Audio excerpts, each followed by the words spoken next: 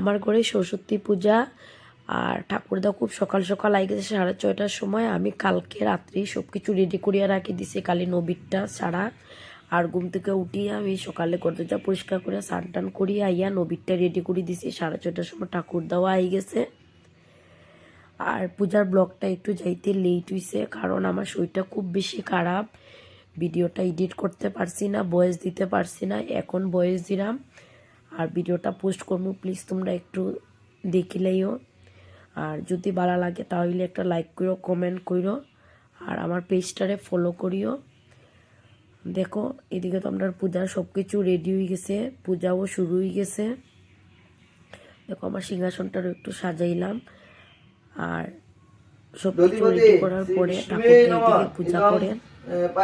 আর পূজা করার পরে আমরা এখানে অঞ্জলি লইমু। আর প্রত্যেকবার আমার বই নাই, এবার আমার আর বই নেইছে না কেন, তাই মেয়েরে হাতে করে দিছে, তাই ঘরে পূজা করছে। আবার সামনে বছর আইব। আর পূজার পরে মানুষ এসে আইয়ে প্রসাদ টসাদ খাইছে। আর আমার আজকের এই ছোট্ট ভিডিওটা তোমরা কীরকম লাগছে একটু কমেন্টে জানাইও।